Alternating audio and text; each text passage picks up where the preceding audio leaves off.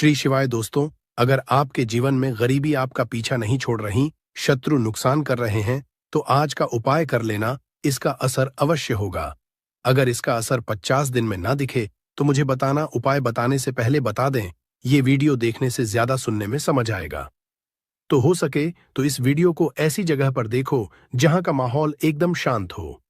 प्रिय हनुमान भक्तों को मेरा राम राम, जय सीताराम, जय हनुमान, जय बागेश्वर धाम। सरकार कपूर को भारतीय संस्कृति में एक शक्तिशाली और पवित्र वस्तु समझा गया है, जिसका उपयोग पूजा पाठ, आरती और तांत्रिक उपायों में किया जाता है।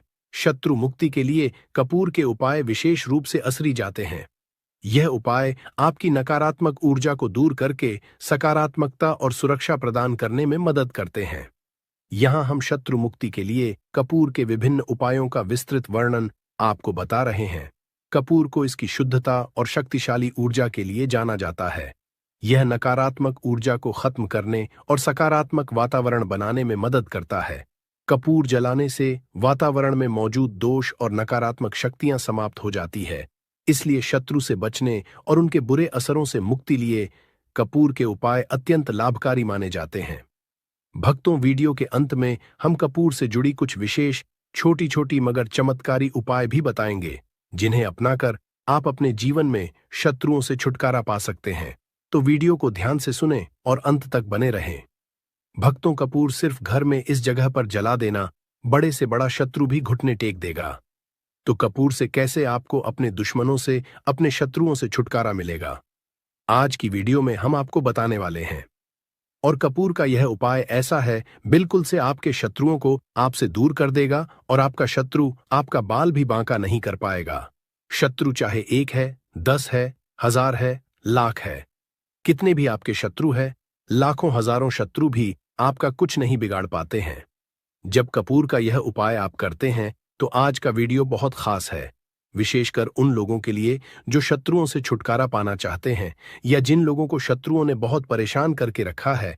हर समय शत्रु कुछ ना कुछ ऐसा करते रहते हैं कि आपके घर में धन की हो रही है, आपके घर में दुर्घटनाएं हो रही हैं, आपके जीवन में बड़े बड़े दुख और कष्ट आ रहे हैं और आप नहीं समझ पा रहे हैं। आपको नहीं पता है कि कैसे इन शत्रुओं से छुटकारा पाना है और कैसे इन्हें अपने जीवन से दूर करना है। तो शत्रुओं को परास्त करने का इससे उत्तम उपाय आपको नहीं मिलेगा। यह उपाय ऐसा है जो शत्रुओं को बिल्कुल से आपके जीवन से दूर करता है और आपके शत्रु पूरी तरह से शांत हो जाते हैं। फिर वो आपके जीवन में कितनी भी कोशिश कर लें कि आपके घर में कुछ करना, आपके जीवन में कुछ करना है, आपकी धन हानि करनी है, आपका व्यापार खराब करना है, कुछ भी नहीं कर पाते हैं जब आप कपूर का यह उपाय कर लेते हैं। अब बहुत सारे लोग हैं जिन्हें पता भी नहीं होता है कि उनके शत्रु उनकी पीठ पीछे क्या क्या कर रहे हैं। देखिए, एक तो सामने से जो व्यक्ति शत्रु होता है, वो शत्रु शायद इतने खतरनाक नहीं होते हैं, लेकिन जो पीठ पीछे आपके शत्रु होते हैं, जो पीठ पीछे आपके बारे में बुरा सोचते हैं, चाहते हैं कि आपके घर में धन हानि हो, आपका काम चले, आप अपने जीवन में पीछे रहे, तो ऐसे शत्रु जो होते हैं, ये सबसे ज्यादा खतरनाक होते हैं। मतलब इनसे बचकर रहने की आपको हमेशा जरूरत होती है। तो देखिए, यह जो शत्रु हैं, ये हमेशा कुछ ना कुछ ऐसा करते रहते हैं, कुछ ना कुछ अपने दिमाग में ऐसा सोचते रहते हैं, जिससे कि आपको नजर लगती है, आपके धन को नजर लगती है और घर में धन की बर्बादी होना फिर शुरू हो जाती है। और जिस घर में शत्रु परेशान करते हैं या शत्रु कुछ ना कुछ करते हैं, उस घर में आपको बीमारियां बहुत आसान मिल जाएंगी। उस घर में धन हानि बहुत आसानी से आपको देखने को मिलेगी। तो हमेशा आपको अपने शत्रुओं को दूर करने के लिए उपाय जरूर करना चाहिए। तो आज का समय ऐसा है जिस समय में आपको बहुत आसानी से किसी न किसी व्यक्ति के शत्रु मिल जाएंगे। जो व्यक्ति अपने जीवन में आगे बढ़ रहा होगा, पैसा कमा रहा होगा, सफलता जिसे मिल रही है, उसके 1 नहीं 1000 शत्रु बन जाते हैं। क्योंकि यह कलयुग है और आज के समय पर आपसे जलने वालों की संख्या बहुत अधिक होती है। इसीलिए आपको हमेशा अपने जो है उनसे बचकर रहने की जरूरत होती है।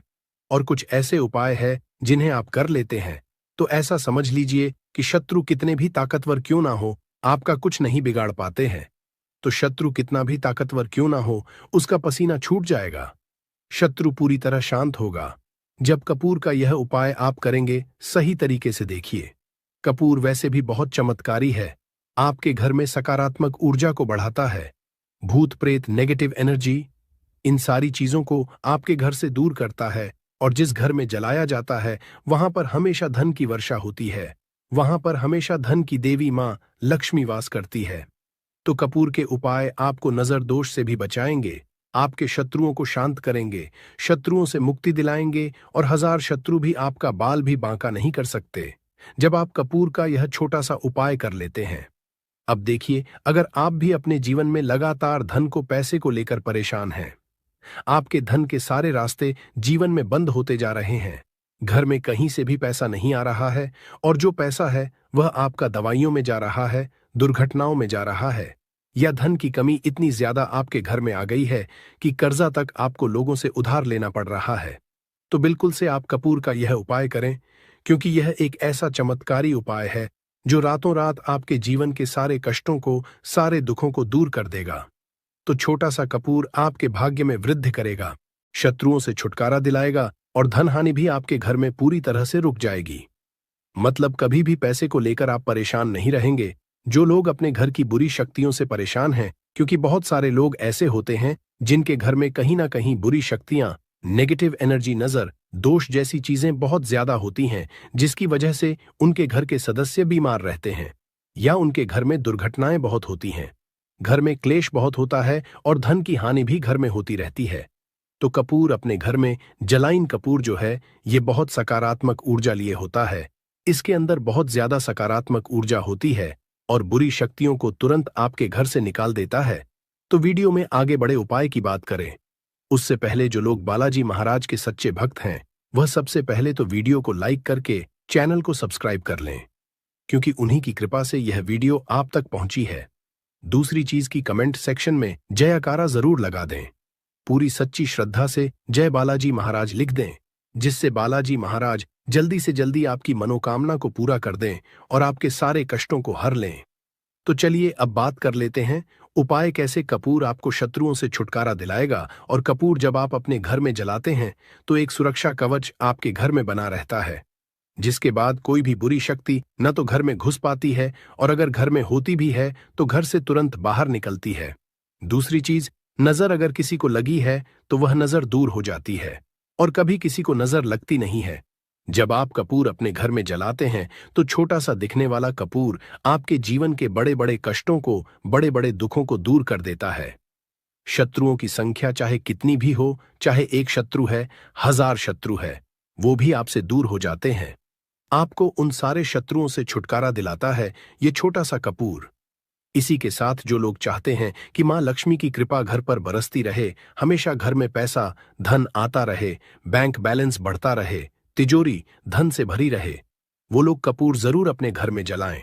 तो जब भी आप अपने घर में कपूर जलाते हैं, साथ ही साथ लौंग जला देते हैं, तो आपके घर में अष्टलक्ष्मी वास करती है। मां लक्ष्मी की कृपा घर पर हमेशा बरसती है।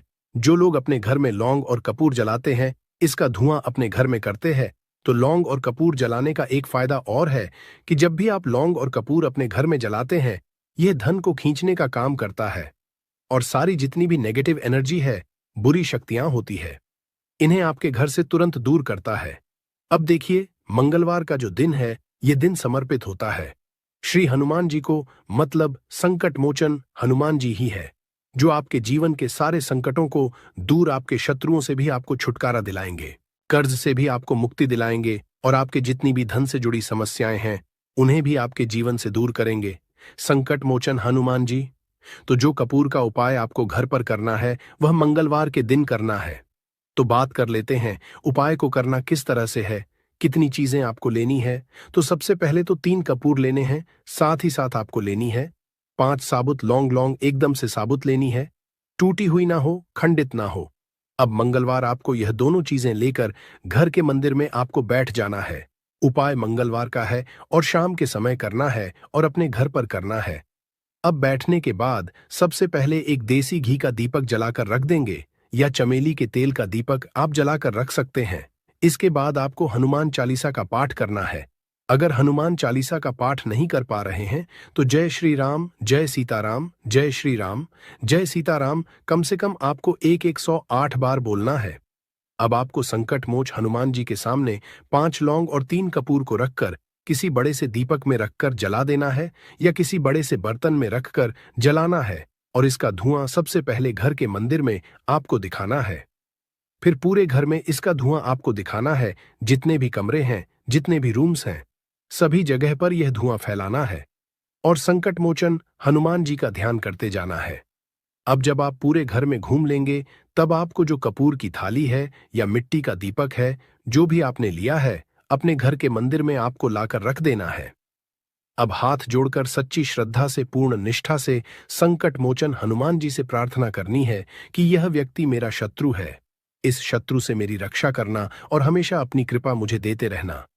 तो देखिए, चाहे तो आपके शत्रु के बारे में आपको पता है, तब भी नहीं पता है, तब भी तो आपको ऐसे बोलना है कि मेरे जितने भी शत्रु हैं, सभी से मुझे छुटकारा दिला दीजिए और अपना आशीर्वाद हमेशा मुझ पर बनाए रखना। कभी मेरे घर में कोई संकट ना आए, मेरे कोई विपत्ति ना आए, इतनी कृपा आप कर देना। बस इस तरह से आपको प्रार्थना करनी है संकट मोचन हनुमान जी से। और इसके बाद लौंग और कपूर जब पूरी तरह जल जाएगा, कपूर तो जल जाएगा, लौंग की जो राख होगी उसे जल में मिलाकर यानी पानी में मिलाकर अपने घर के मुख्य द्वार पर आपको डाल देना है। दोनों तरफ बाहर की तरफ डालेंगे, ठीक है। मुख्य द्वार पर उसे छिड़क देंगे। जितना भी वो राख होगी थोड़े से जल में मिलाना है, ज्यादा जल ज्यादा पानी यहां पर आपको नहीं लेना है। तो जल में किस समय डालेंगे? सुबह के अगले दिन। यह उपाय तो आप मंगलवार के दिन करेंगे। और छिड़काव कब करना है? आपको बुधवार की सुबह को, ठीक है। ये चीज आपको ध्यान रखनी है। तो इस उपाय को करने से 1000 शत्रु भी है वो भी शांत हो जाएंगे, उनसे छुटकारा मिल जाएगा, शत्रु से मुक्ति मिल जाएगी। और आपके शत्रु कितनी भी प्रयास कर लें, कितनी भी कोशिश कर लें, आपका कुछ नहीं बिगाड़ पाएंगे। और ऐसा समझ लीजिए, नजर दोष भी आपके घर से तुरंत दूर होती है जब आप इस उपाय को करते हैं। सबसे बड़ी बात, जब भी आप संकट मोचन हनुमान का कोई भी उपाय करेंगे ना, वह आपके घर पर कभी कोई संकट, कोई विपत्ति, कुछ ऐसी चीजें आपके घर पर नहीं आने देते हैं, क्योंकि कलयुग के देवता हैं हनुमान जी। और जब भी आप अपने जीवन में बहुत हार चुके हों, आपको ऐसा लगे कि आज मेरा साथ देने वाला कोई नहीं है, पूरी सच्ची श्रद्धा से आप संकट मोचन हनुमान जी का पूजन करें और फिर देखें कि कैसे आपके जीवन के बड़े से बड़े दुहक भी दूर होते हैं। तो बालाजी महाराज की कृपा हमें हमेशा मिलती रहेगी। आप अपने घर में मंगलवार के दिन यह लौंग कपूर वाला उपाय, साथ ही साथ अगर आप संकट मोचन हनुमान जी को एक लाल रंग का फूल अर्पित करते हैं, मतलब लाल फूल उनको चढ़ा देते हैं, तो वह बहुत जल्दी आपकी मनोकामना को पूरा कर देते हैं। तो फूल उन्हें जरूर से आप मंगलवार के दिन एक फूल उनको जरूर चढ़ाएं। तो भक्तों, आइए वीडियो के अंत में कपूर से जुड़ी कुछ विशेष छोटी छोटी मगर चमत्कारी सरल उपाय जान लेते हैं, जिसे अपनाकर हम अपने जीवन से शत्रुओं से छुटकारा पा सकते हैं। जैसे पहला सरल उपाय है रोजाना कपूर जलाना। कपूर एक साधारण लेकिन असली उपाय है। रोजाना सुबह और शाम अपने घर में कपूर जलाए। इसे जलाते समय आप ओम नमः शिवाय या ओम हनुमते नमः मंत्र का जाप करें। यह उपाय नकारात्मक शक्तियों को दूर भगाने और शत्रु के असर को समाप्त करने में मदद करता है। दूसरा सरल उपाय है कपूर और लौंग का उपाय। एक पीतल की कटोरी लें और उसमें 2 कपूर के टुकड़े और 3 लौंग डालें। फिर इसे जलाकर हनुमान जी के समक्ष रखें और एयूएम हनुमते नमः मंत्र का 100 बार जाप करें। इस उपाय को मंगलवार और शनिवार को करें। यह उपाय शत्रु द्वारा भेजी गई किसी भी तांत्रिक क्रिया या बुरी नजर को समाप्त करता है। तीसरा सरल उपाय है कपूर और काले तिल का प्रयोग कैसे करना है। सबसे पहले एक मिट्टी के दीपक में कपूर और काले तिल डालकर उसे जलाएं। फिर इसे अपने घर के मुख्य द्वार पर रखें और ओम फली काली कल्याण मंत्र का जाप करें। यह उपाय शत्रुओं के बुरे इरादों को निष्क्रिय कर देता है और आपको सुरक्षा प्रदान करता है। चौथा सरल उपाय है कपूर और फिटकरी का उपाय कैसे करना है। तो सबसे पहले कपूर और फिटकरी को बराबर मात्रा में मिलाकर घर के चारों कोनों में रखें और इसे सप्ताह में 1 बार बदले। यह उपाय आपके घर से शत्रुओं द्वारा उत्पन्न नकारात्मक ऊर्जा को दूर करता है। पांचवा सरल उपाय है रात्रि में कपूर का प्रयोग कैसे करें। सबसे पहले रात को सोने से पहले अपने घर के मंदिर में कपूर जलाएं। साथ ही इस मंत्र का जाप करें। यह मंत्र और कपूर संयोजन शत्रु को शांत करता है और उनकी बुरी सोच को समाप्त करता है। अगला विशेष तांत्रिक सरल उपाय है हनुमान जी के सामने कपूर जलाना कैसे करना है। सबसे पहले किसी भी मंगलवार और शनिवार को हनुमान जी के समक्ष कपूर जलाए। फिर एयुएम हनुमते रुद्रात्मक स्वाहा इस मंत्र का 11 बार जाप करें। यह उपाय शत्रुओं के मानसिक और शारीरिक असर को कमजोर करता है। अगला सरल उपाय है कपूर और लाल धागे का उपयोग कैसे करें। सबसे पहले एक लाल रंग का लें और उसमें कपूर के टुकड़े रखें। फिर इसे अपने दाहिने हाथ से घुमाकर शत्रु का नाम लेते हुए किसी बहते जल में प्रवाहित कर दें। यह उपाय शत्रु की ऊर्जा को समाप्त करता है और आपको सुरक्षित रखता है। अगला सरल उपाय है कपूर का ताबीज। बनाना कैसे बनाना है। सबसे पहले एक कपूर को पीसकर एक चुटकी काले तिल और चांदी की छोटी शीशी में भरें। फिर जेड इसे लाल धागे में बांधकर अपने गले या दाहिने हाथ में पहने। यह ताबीज आपको हर तरह की नकारात्मकता और शत्रु बाधाओं से है। अगला सरल उपाय है कपूर और नींबू का उपाय कैसे करना है। सबसे पहले एक नींबू को 4 हिस्सों में काटें और उसमें कपूर के छोटे टुकड़े डालें। फिर आप इसे अपने शत्रु का नाम लेते हुए किसी सुनसान जगह पर रख दें।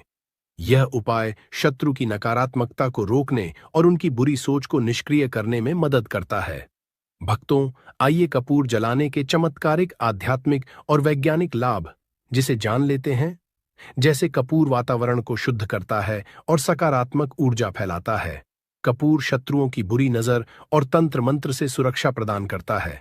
कपूर मानसिक शांति और आध्यात्मिक शक्ति को बढ़ावा देता है। कपूर शत्रु के नकारात्मक असर को कम करता है और आपको आत्मविश्वास प्रदान करता है।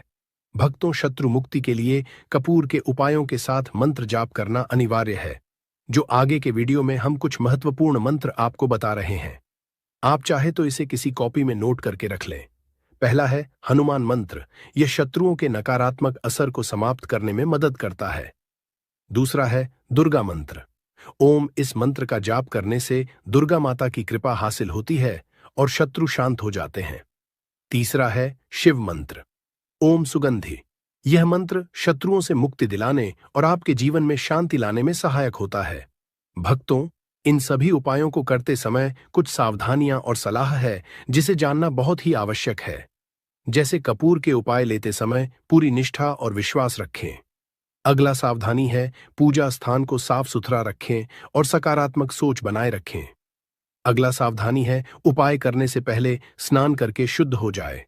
अगला सावधानी है कोई भी उपाय करने के दौरान शत्रु का नाम बार बार मन में लें, लेकिन इसे दूसरों के सामने न बोलें। अगला सावधानी है यदि उपाय जटिल लगता है तो किसी अनुभवी व्यक्ति या पंडित की सहायता लें। भक्तों, कपूर के उपाय शत्रु मुक्ति के लिए अत्यंत असरी है। यह आपके जीवन में ऊर्जा का संचार करता है और शत्रुओं के बुरे असरों से आपको बचाता है। इन उपायों को नियमित रूप से करने से न केवल शत्रु बाधाओं से मुक्ति मिलती है, बल्कि मानसिक शांति और आत्मविश्वास भी बढ़ता है। पूरी श्रद्धा और विश्वास के साथ इन उपायों को करें और अपने जीवन को सुखद बनाएं। भक्तों, इसी के साथ आपको कुछ भी ऐसा जो समझ नहीं आया हो तो कमेंट सेक्शन में आप पूछ सकते हैं और वीडियो को लाइक कर जयकारा लगाना बिल्कुल ना भूलें, जिससे कि बालाजी महाराज की कृपा आपके ऊपर हमेशा रहे। तो जय श्री राम, जय सीताराम जरूर लिखकर जयकारा लगाएं, जिससे कि बालाजी महाराज आपके ऊपर हमेशा कृपा बरसाते रहें, मदद कर सकती है। दोस्तों, हम बार जीवन में छोटी छोटी चीजों को नजरअंदाज कर देते हैं, लेकिन वहीं कुछ चीजें हमारे भाग्य पर अच्छा बुरा असर डालती हैं। घड़ी की ही तरह घर में और भी कुछ चीजें हैं जो आपके वास्तु दोष का कारण बनती है और आपकी परेशानी की वजह बनती है।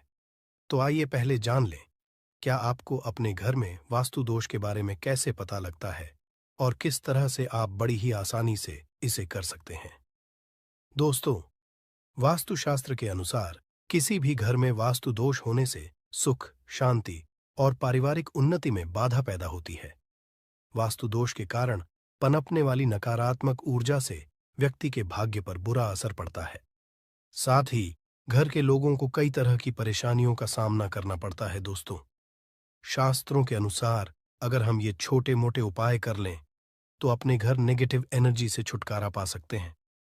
तो आइए जानते हैं, लेकिन उससे पहले दोस्त, आपसे रिक्वेस्ट है कि वीडियो को लाइक करें, अपने दोस्तों के साथ शेयर करें और अगर आपने अभी तक चैनल को सब्सक्राइब नहीं किया तो सब्सक्राइब करके बेल आइकॉन जरूर प्रेस कर लें। दोस्तों, नंबर 1, जीवन में तरक्की पाने के लिए रोज पहली रोटी गाय को दें, पीपल को जल चढ़ाएं और चींटियों को मिला आटा दे। तांबे के लोटे में जल लाल चंदन मिलाकर रात को अपने सर के पास रखकर सो जाए। सुबह उस जल को तुलसी को चढ़ा दें। ऐसा करने से आपकी परेशानियां धीरे धीरे दूर हो जाएंगी। नंबर 2, वास्तु के मुताबिक अगर आपके घर में तिजोरी है और आप उसके सामने शीशा लगा दें तो इससे धन में बरकत होती है। व्यापारी लोग अपने कैश बॉक्स के सामने शीशा लगाएं, इससे आपके ग्राहक बढ़ेंगे दोस्तों। 3, झाड़ू पोछा कभी भी खुले में नहीं रखना चाहिए, इन्हें हमेशा छिपाकर रखना चाहिए और झाड़ू कभी भी रसोई में नहीं रखनी चाहिए। नंबर 4, शौचालय का दरवाजा हमेशा बंद होना चाहिए। माना जाता है कि घर की नकारात्मक ऊर्जा शौचालय में ही बात करती है। ऐसे में अगर शौचालय का दरवाजा खुला रहता है तो नकारात्मक ऊर्जा आपके घर में प्रवेश करती है। घर में सुख शांति के लिए कपूर को घी में डूबाकर सुबह शाम जलाना चाहिए। इससे घर में वास्तु दोष भी कम होता है और रह रहे सदस्यों के जीवन की परेशानियां दूर होती हैं। दोस्तों, नंबर 6, दुर्घटना से बचने के लिए शाम को हनुमान चालीसा के बाद कपूर जरूर जलाना चाहिए। नंबर 7, घर में जिस जगह वास्तु दोष हो वहां कपूर की 2 टीकियां रखें। खत्म हो जाने के बाद वहां दोबारा इसे रखें। नंबर 8, अस्त के बाद कभी भी किसी को दूध, दही या प्याज नहीं देना चाहिए, ये भाग्य में बाधक भी बन सकता है। नंबर 9, घर के मुख्य द्वार पर कूड़ादान कभी भी न रखें। नंबर 10, घर में टूटा हुआ शीशा कभी भी नहीं होना चाहिए। नंबर 11, अच्छे भाग्य के लिए सुबह नहाते समय पानी में थोड़ा सा कपूर का तेल मिलाएं। शनिवार को चमेली का तेल भी मिला सकते हैं। नंबर 12, लक्ष्मी की कृपा पाने के लिए रोज रात को रसोई अच्छी तरह से साफ करके चांदी की कटोरी में कपूर और लौंग जलाएं। यह प्रक्रिया रोज की जाए तो घर में बरकत बनी रहती है और मां लक्ष्मी जल्द ही ऐसे घर से आकर्षित होती है। ऐसे घरों से नकारात्मकता हमेशा दूर रहती है। दोस्तों, नंबर 13, घर के सोने वाले कमरे में पौधे नहीं लगानी चाहिए, इससे आपके ऊपर नकारात्मक असर हावी हो सकता है। नंबर 14, घर में पौधे लगाते समय पानी में सेंधा नमक डालें। सादे नमक का भी आप उपयोग कर सकते हैं, लेकिन दोस्तों ज्यादा फलदायी होता है। आपको शुभ फल जल्द ही हासिल होंगे। दोस्तों, घड़ी की सही दिशा आपके जीवन को भी सही रास्ता दिखाने में मदद कर सकती है। इसके अलावा कैलेंडर को किस जगह लगाना चाहिए और किस जगह पर नहीं, ये भी हम जानेंगे। सबसे पहली बात जिसकी हम बात करेंगे वो है दोस्तों घड़ी का आकार, यानी घड़ी की शेख। दोस्तों, शास्त्र के अनुसार गोलाकार की घड़ी या अंडाकार घड़ी सबसे उत्तम मानी जाती है, पर आजकल देखा जा रहा है कि बाजार में कई तरह की घड़ियां मौजूद हैं जिसमें घर के सदस्य या भगवान की तस्वीरें और फोटो भी लगी होती है। लेकिन दोस्तों, आपको बता दें कि घड़ी के साथ तस्वीरें लगाना बिल्कुल भी सही नहीं है। इससे आपके घर के सदस्यों के जीवन पर समय का असर देखने को मिल सकता है। और की तस्वीर घड़ी में बिल्कुल भी नहीं लगानी चाहिए, क्योंकि भगवान की तस्वीर को रोज धूप, दीप, अगरबत्ती और पूजन की आवश्यकता होती है और घड़ी तो कई महीनों तक धूल में पड़ी रहती है। इससे भगवान का अपमान होता है और यह शुभ नहीं माना जाता। हो सके तो घड़ी का आकार गोल और अंडाकार ही पसंद है। घड़ी का गोल या अंडाकार बोना हमारी पृथ्वी के आकार को दर्शाता है, जो को और घड़ी में नुकीले कौन होते हैं और वास्तु के अनुसार नुकीली चीजें नकारात्मक ऊर्जा का संचार करती हैं। दोस्तों, अगली बार जिसका आपको ख्याल रखना है वो ये है कि घड़ी को स्वच्छ रखें, साफ सफाई का ध्यान रखें, धुलना जमा होने दें और कहीं से भी घड़ी टूटी फूटी नहीं होनी चाहिए। दोस्तों, जैसा कि हम सभी चाहते हैं कि हमारे जीवन में सब अच्छा और बेहतर होता रहे, तो उसके लिए हम खुद को संवारे रखते हैं, नए कपड़े और नए आभूषण पहनते हैं। उसी तरह अपने घर की घड़ी को स्वच्छ और नए जैसा ही रखना चाहिए। ये कहीं से भी टूटी फूटी नहीं होनी चाहिए। समय समय पर घड़ी पर चढ़ी धूल और जालों को साफ करते रहें, जिससे आपका भाग्य भी धुंधला नहीं पड़ेगा। दोस्तों, कई घरों में आदत होती है कि पुरानी गाड़ी को बनवा कर ही चलाते रहते हैं। एक जगह नई घड़ी आई तो पुरानी किसी और जगह लगा देते हैं। कृपया ध्यान रखें, घर में पुरानी या फिर टूटी हुई या धूल चढ़ी हुई और बंद गाड़ी तो बिल्कुल भी ना रखें। क्यों? इससे घर में नकारात्मकता और दरिद्रता का वास होने लगता है। बंद पड़ी घड़ी को घर में रखने से व्यक्ति के जीवन में नए अवसर नहीं आते और वो अपने कार्य में सफलता हासिल नहीं कर पाता। अगली बार जिसका आपको ध्यान रखना है वो है घड़ी की सही दिशा। घड़ी को कभी भी दक्षिण दिशा में नहीं लगाना चाहिए। दक्षिण दिशा यमलोक की दिशा मानी जाती है। काल का अंतिम चक्र यहीं से शुरू होता है। इसीलिए वास्तुशास्त्र में इस दिशा को घड़ी के लिए अशुभ माना गया है। घर में घड़ी को उत्तर दिशा, पूर्व दिशा या पश्चिम दिशा में आप लगा सकते हैं, लेकिन ध्यान रखें कि घड़ी को कभी भी मुख्य द्वार, कमरे के दरवाजे या आने जाने के लिए उपयोग किए जाने वाले दरवाजे के ऊपर कभी भी नहीं लगाना चाहिए। इससे समय का असर आपके आने जाने की गति और दिनचर्या पर पड़ सकता है। दोस्तों, घड़ी के साथ कैलेंडर का भी ध्यान रखें। जहां घड़ी समय का चिन्ह है, तो वहीं कैलेंडर उससे जुड़ी तारीखों का लेखा जोखा बताता है। कैलेंडर को पूर्वी और उत्तरी दिशा की दीवार पर कभी भी नहीं लगाना चाहिए। ये इससे वास्तुदोष उत्पन्न होता है। और कृपया करके अपने घरों में नए कैलेंडर के साथ पुराना कैलेंडर कभी भी ना लगाएं। दोस्तों, घड़ी और कैलेंडर दोनों ही आने वाले समय के सूचक हैं, जो आगे बढ़ने की प्रेरणा देते हैं। उन्हें समय के अनुसार ही लगाना चाहिए। इस बात का हमेशा ध्यान रखें कि घड़ी का समय हमेशा सही होना चाहिए। बहुत से लोगों की आदत होती है घड़ी का समय आगे या पीछे रखते हैं, तो ये गलती आप ना करें। समय हमेशा सही रखें।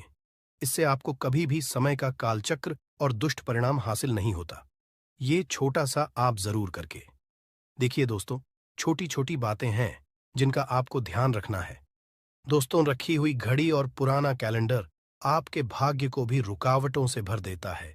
इसीलिए वक्त के साथ आगे बढ़ते रहने के लिए घड़ी और कैलेंडर को बदलते रहिए और कैलेंडर को कभी भी अपने सोने के कमरे में ना लगाएं, ना ही इसे कभी मुख्य द्वार पर टांगे। ये शुभ नहीं माना जाता। पुरानी घड़ी को दान में देना शुभ माना जाता है। इससे आपके जीवन से बुरा समय निकल जाता है।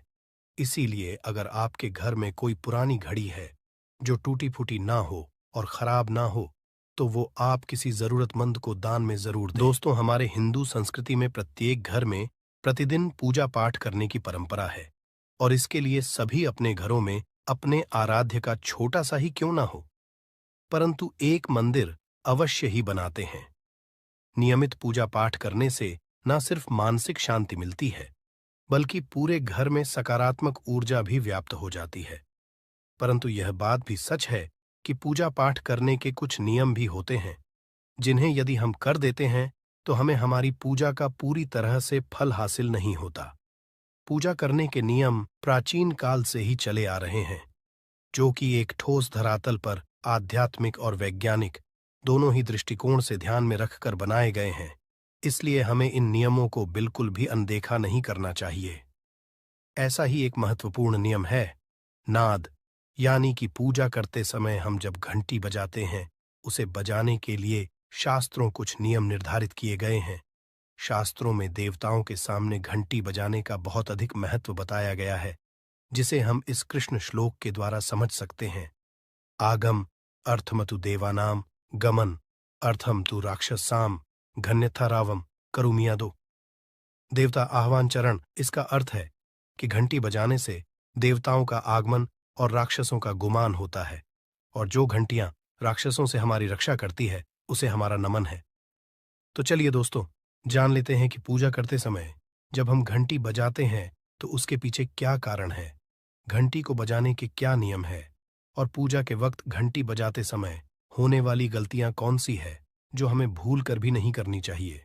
दोस्तों, क्या आपने कभी अपने घर के मंदिर में रखी हुई घंटी को ध्यान से देखा है?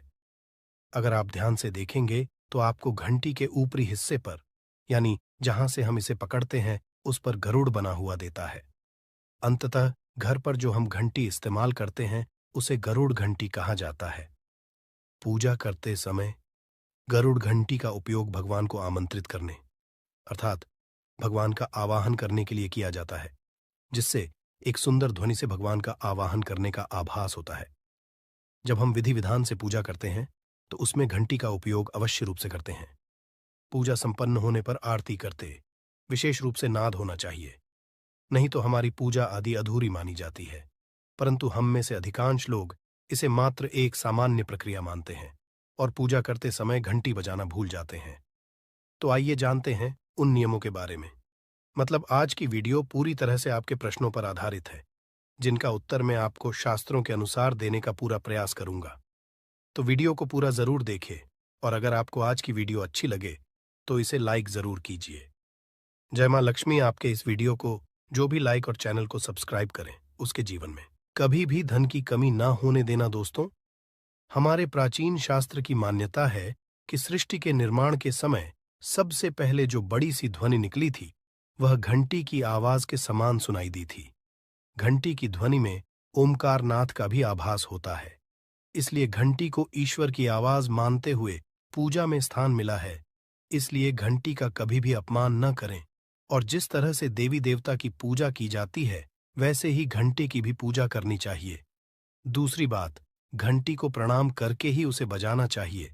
बिना प्रणाम किए घंटी बजाना अच्छा नहीं समझा जाता। दोस्तों, आपने अक्सर यह महसूस किया होगा कि पूजा करते समय जैसे ही घंटी बजाई जाती है तो पूरे घर के साथ साथ संपूर्ण वातावरण शुद्ध और पवित्र सा हो जाता है और चारों ओर सकारात्मकता फैल जाती है। परंतु यदि हम नियमों को नजरअंदाज कर देते हैं तो हमें इसका संपूर्ण फल नहीं मिल पाता है। दोस्तों, अधिकतर लोग पूजा संपन्न होने पर सिर्फ आरती के समय ही घंटी बजाते हैं, परंतु यह भी ध्यान रखें कि भगवान को जल अर्पण करते समय, धूप दीप लगाते समय, नैवेद्य अर्पण करते समय नाद करना चाहिए। ऐसा करने से हमारी पूजा संपन्न मानी जाती है। दोस्तों, घंटी बजाते समय भगवान का नाम अथवा आरती अवश्य बोलनी चाहिए। 1 या 2 मिनट ना हो, परंतु प्रतिदिन सुबह शाम घर में घंटी अवश्य बजानी चाहिए। यदि आपको अपने घर में या अपने आप में नकारात्मकता महसूस हो तो आप थोड़ी देर के लिए भगवान के सामने घंटी अवश्य बजाए, सारी नकारात्मकता नष्ट हो जाएगी। दोस्तों, पूजा घर में शनि महाराज एकांत, विरह, उदासीनता और वैराग्य के देवता माने जाते हैं, जबकि गृहस्थी को चलाने के लिए राग, प्रेम एवं भौतिक चीजों की जरूरत होती है। इसलिए शनि की मूर्ति को घर में नहीं लाना चाहिए। दोस्तों, सबसे पहली बात, दीपक और धूप दान की। भारत की परंपरा मिट्टी से जुड़ी हुई है, इसीलिए मंदिर में पारंपरिक मिट्टी का दीपक अवश्य होना चाहिए। अगर आप मिट्टी का दीपक नहीं रख सकते हैं तो धातु के दीपक का उपयोग करें। अगर भगवान में आपकी आस्था ज्यादा हो तो आप उपला रखकर गुड़ और घी का धूप भी दे सकते हैं। ऐसा करने से घर में सुख शांति बनी रहती है। दूसरी चीज, घर के मंदिर में स्वास्तिक अवश्य होना चाहिए। या तो आप इसे बना लें, क्योंकि स्वस्तिक आपके घर की शक्ति, सौभाग्य, समृद्धि और शुभता का प्रतीक समझा जाता है। यही मुख्य कारण है कि कोई भी शुभ कार्य करने से पहले स्वस्तिक का चिन्ह अवश्य बनाया जाता है। तीसरी चीज है कलश। भगवान श्री कृष्ण कहते हैं, कलश सुख और समृद्धि का प्रतीक है। अपने मंदिर में रोली कुमकुम से स्वस्तिक बनाकर उस पर मंगल कलश अवश्य रखें। ऐसा करने से घर में सदैव समृद्धि बनी रहती है और की हासिली होती है। चौथी चीज, बहुत ही कम लोग जानते हैं कि शंख की उत्पत्ति समुद्र से निकले 14 रत्नों के साथ हुई थी। इसी कारण से शंख महालक्ष्मी को अत्यंत प्रिय है। शंख की ध्वनि से सकारात्मक ऊर्जा का भी संचार होता है, इसीलिए मंदिर में शंख अवश्य होना चाहिए। शंख के घर में उपस्थिति से मां लक्ष्मी भी प्रसन्न होती है और उस घर में कभी भी धन की कमी महसूस नहीं होती। पांचवी चीज, मंदिर में आपने घंटी देखी होगी, क्योंकि घंटी को शुभ समझा जाता है। इसीलिए जब जब घर के मंदिर में घंटी की आवाज होती है वहां का वातावरण शुद्ध और पवित्र बनता है। जिस घर में पूजा के दौरान घंटी बजाई जाती है उस घर के आसपास की सभी नकारात्मक शक्तियां दूर हो जाती हैं और साथ ही सुख समृद्धि के द्वार खुलने लगते हैं। तो ये है वे वस्तुएं जिन्हें घर के मंदिर में जरूर रखनी चाहिए। आइए अब जान लेते हैं कि घर के कौन सी चीजें कभी नहीं रखनी चाहिए। सबसे पहली चीज, गणेश जी की मूर्ति घर में। कभी भी गणेश जी की मूर्ति 3 अथवा 5 ऐसी विषम संख्या में न रखें। अपने मंदिर में गणेश जी की सिर्फ 2 मूर्तियां रखें, इसे शुभ समझा जाता है। अगर आप अपने मंगल की कामना करते हैं तो गणेश जी की मूर्ति मुख्य द्वार पर अंदर की तरफ मुख करके लगा ले। कई लोग ये गलती करते हैं कि मुख्य द्वार पर गणेश जी की मूर्ति बाहर की ओर मुख करके लगा देते हैं, जिससे उन्हें काफी नुकसान का सामना करना पड़ता है। अगर आप चाहे तो द्वार के दोनों ओर लगा दें या फिर मुख्य द्वार के अंदर की ओर लगाइए, परंतु बाहर की ओर कभी भी नहीं लगानी चाहिए। दूसरी चीज, टूटे हुए चावल। अपने मंदिर में कभी भी टूटे हुए चावल ना रखें। इसके साथ ही पुराने चढ़ाए हुए चावल अधिक समय तक ना रखें। यह नकारात्मक ऊर्जा फैलाते हैं। यह बात भी ध्यान रहे कि आप मंदिर में रखने वाले चावलों का इस्तेमाल हल्दी में भिगोकर ही करें। इससे अधिक शुभ परिणाम मिलेंगे। 3 की तस्वीरें। इसके साथ ही अगर आपके घर के मंदिर में पूर्वजों की तस्वीरें रखी हुई हैं तो उन्हें तत्काल बाहर निकाल दें। ये आपके परिवार के लिए काफी अशुभ है। धर्म ग्रंथों के अनुसार पूर्वज पूजनीय हैं, परंतु वह देवताओं के बराबर नहीं है। इसलिए अपने पूजा घर में कभी भी मृत परिजनों की तस्वीरें ना रखें। यह आपके लिए अशुभ संकेत है। इसके परिणाम भी काफी घातक हो सकते हैं और मंदिर का वातावरण भी नकारात्मक हो सकता है। इसके अलावा अगर साधु संत को मानते हैं तो उनकी तस्वीर भी घर की किसी दीवार पर लगाएं। उसे पूजा घर में भूल से भी ना रखें। ये घर के वातावरण को नकारात्मक बनाता है। इसके साथ ही महाकाली, काल भैरव की मूर्तियां भी पूजा घर में नहीं रखनी चाहिए। और हाँ दोस्तों, ध्यान रहे कि मां लक्ष्मी के खड़े स्वरूप की पूजा मत कीजिएगा, क्योंकि मां लक्ष्मी हमेशा बैठी हुई मुद्रा में होती है। इसलिए उनके बैठे हुए स्वरूप को ही पूजना सही है। चलिए दोस्तों, अब हम आपको बताते हैं उन अति महत्वपूर्ण चीजों के बारे में जो आपके पूजा घर में होनी ही चाहिए। धर्म ग्रंथों में इन चीजों को अत्यधिक पवित्र और खुशहाली के साथ साथ समृद्धि का प्रतीक समझा गया है। ये चीजें आपको खुशियों की चौखट पर खड़ा करती हैं, इसलिए ये आपके मंदिर में होनी ही चाहिए। गंगा जल की पवित्रता के बारे में तो आप जानते ही होंगे। मां गंगा जो हर किसी के पापों को धूल देती है, लोगों को देती है। अगर आप भी अपने जीवन में सुख और शांति कायम रखना चाहते हैं तो घर के मंदिर में गंगा जल होना ही चाहिए। इसके लिए आप एक तांबे के पात्र में गंगा जल को भरकर रख सकते हैं। यह आपके परिवार में सुख शांति का प्रतीक है, जो घर की पवित्रता को भी बनाए रखता है। इसलिए कभी भी प्लास्टिक की बोतल या अपवित्र बर्तन जैसे स्टील या लोहे के बर्तनों में गंगा जल नहीं रखना चाहिए। ये अशुभ होता है। अगर आप महालक्ष्मी को प्रसन्न करना चाहते हैं तो पूजा करते समय मां लक्ष्मी को कमल का फूल चढ़ाएं। मां लक्ष्मी कमल के फूल पर ही विराजमान रहती है तो उन्हें बेहद प्रिय होता है, क्योंकि ये कीचड़ से निकलकर भी दुनिया में खूबसूरती और पवित्रता बिखेरता है। इसलिए माता लक्ष्मी की पूजा करते समय कमल का फूल जरूर चढ़ाना चाहिए। ऐसा करने से कई गुना लाभ आपको मिलेगा। दोस्तों, इस दिवाली ध्यान रहे कि दीपक से दीपक ना जलाइए। शास्त्रों के अनुसार जो व्यक्ति दीपक से दीपक जलाता है वो रोगी होता है। ऐसा करने से रोग भी परिवार में पनपते हैं। इसलिए कभी भी दीपक से दीपक नहीं जलाना चाहिए। साथ ही मंदिर में एक घी का और एक तेल का दीपक जरूर जलाइए। ये आपको समृद्धि देगा। घी का दीपक दाईं तरफ और तेल का दीपक बाईं तरफ जलाने से समृद्धि बरकरार रहती है। इसके अलावा लेकर धूप धानी गंगा जल जैसी चीजों को बाएं रखना शुभ होता है। उम्मीद है दोस्तों आप ये समझ गए होंगे कि मंदिर में क्या रखना है। दोस्तों, नींबू के उपाय आज से नहीं बल्कि हजारों साल से पहले से इस्तेमाल किए जा रहे हैं। जो उपाय आज हम आपको बताने जा रहे हैं, नींबू का इस्तेमाल करके उससे आप अपनी हर समस्या का समाधान पा सकते हैं। अगर आप ज्योतिष शास्त्र, वास्तुशास्त्र की किताबों में जाते हैं और अध्ययन करते हैं तो नींबू के ऊपर पूरे 11 अध्याय आपको जाएंगे, जिसका मतलब यह है कि नौकरी पाने के लिए नींबू का इस्तेमाल कैसे आप कर सकते हैं, अपने व्यापार को दौड़ाने के लिए कैसे नींबू का इस्तेमाल करना चाहिए, एवं अगर आपका शत्रु आपका विनाश करना चाहता है तो नींबू के उपाय को आप लोगों को कर लेना है। दोस्तों, अब हम समझते हैं इस वाले उपाय को हमें करना किस समय है। तो सबसे पहली बात दोस्तों, हम समझते हैं कि ये 3 लौंग वाला उपाय करना किसको है।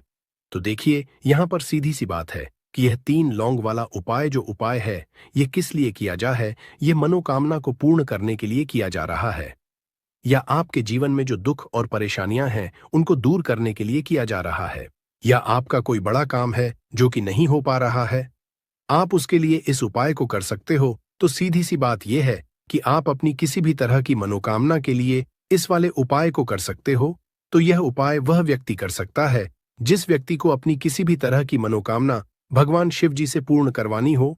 और अगर कोई भी माताएं बहनें जो है अपने घर की सुख और शांति लिए, घर में धन समृद्धि को बढ़ाने के लिए वाला उपाय करना चाहती है, तो घर की जो बड़ी माताएं बहनें होंगी वह इस 3 लौंग वाला उपाय को विशेष रूप से करें, क्योंकि माताएं बहनें घर की लक्ष्मी होती है। और जब घर की लक्ष्मी कोई विशेष उपाय करती है तो उसका फल ही बहुत जल्दी मिल जाता है और बहुत बड़ा होकर मिलता है। अन्यथा इस उपाय को कोई भी व्यक्ति कर सकता है, चाहे वह बड़ा हो चाहे वह छोटा हो, वह बच्चा हो। जिस व्यक्ति को यह 3 लौंग वाला उपाय समझ आ गया, वह व्यक्ति इस 3 लौंग वाला उपाय को फाल्गुन संकष्टी गणेश चतुर्थी के दिन जरूर करे, क्योंकि उसको इस उपाय को फल बहुत ही जल्दी मिल जाएगा। क्योंकि 16 फरवरी 2025 रविवार फाल्गुन संकष्टी गणेश चतुर्थी के दिन माता लक्ष्मी जी बहुत आसानी से प्रसन्न हो जाती है। तो आइए अब हम समझते हैं कि इस 3 लौंग वाला उपाय को आपको करना कैसे है और इस उपाय को जो समय है वह क्या है। तो देखिए, इस 16 फरवरी 2025 रविवार के दिन किए जाने वाले ये 3 लौंग वाला जो उपाय है, ये मुख्य रूप से शाम के समय का रहेगा, प्रदोष काल का रहेगा। अब दोस्तों, प्रदोष काल का समय भी एक बहुत ही लोगों के मन में प्रश्न बन जाता है कि दोस्तों ये समय होता कब है, कितने बजे से लेकर कितने बजे ये समय होता है, ताकि हमें उपाय के लिए जो है करने का समय पता लग जाए। तो हम आपको बता दें, प्रदोष काल का जो एक समय होता है, शाम का समय, वो होता है शाम के 6 बजे से लेकर शाम के 7 बजे के बीच का। इस समय के बीच में आप उपाय को करेंगे तो आपको उस उपाय का जरूर फल मिलेगा। तो शाम के 6 बजे से लेकर शाम के 7 बजे के बीच में आप लोग इस 3 लौंग वाला जो उपाय को कर सकते हो। तो भैया बहुत सारे लोग या नहीं कर सकते। अगर आपने 3 किल धतूरे में गाड़कर बहुत ही छोटा सा उपाय कर लिया, तो आज के समय पर बहुत ज्यादा शत्रुओं से लोग परेशान हो चुके हैं। मतलब शत्रु जो है इनकी संख्या बढ़ रही है।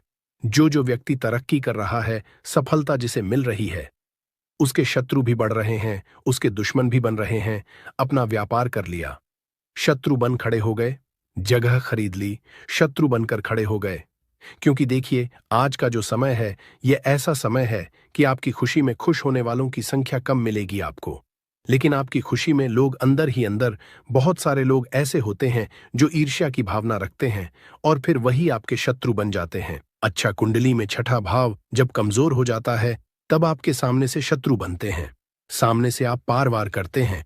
और जब कुंडली में 12वां भाव कमजोर हो जाता है तब आपके गुप्त शत्रु आपको परेशान करते हैं। और गुप्त शत्रु जो होते हैं ये बहुत खतरनाक होते हैं। गुप्त तरीके से, मतलब इस तरीके से किया कराया करवाते हैं कि व्यक्ति को पता भी नहीं लगने देते हैं। कब उसका घर बर्बाद कर देंगे, उसका व्यापार बर्बाद कर देंगे, उसके जीवन को खराब कर देंगे, व्यक्ति को पता ही नहीं चलेगा। ऐसा समझ लीजिए कि जो व्यक्ति बहुत संपन्न होता है उसे भी आकर निर्धनता घेर लेती है। उसके घर में भी खास बात यह, जीस भी पेड़ पर लिपटी होती है, उसकी समस्त शक्ति को अपने अंदर समाहित कर लेता है, खींच लेता है, और यह उसी पेड़ के अनुरूप आपको फल प्रदान करते हैं। अमरबेल खेतों में बहुत आसानी से देखने को मिल जाते हैं। इसकी पतली पतली शाखाएं निकली होती हैं। वैसे अगर आप ग्रामीण इलाकों में हैं, ग्रामीण इलाकों से हमारी वीडियो को देख रहे हैं, तो इसके बारे में आप सभी दर्शकों को जरूर पता होगा। ये कहीं भी बहुत आसानी से आपको देखने को मिल जाती है। तो चलिए, आज मैं आप लोगों को वीडियो के क्रम में अमरबेल के बारे में ही कुछ विशेष रूप से जानकारी बताऊंगा। यदि अमरबेल का रस उबली हुई अमरबेल का रस शरीर के इस हिस्से पर लगा दें, आपके अंदर जैसे ज्वालामुखी गर्म होती है, उसी तरह से आपका ये हिस्सा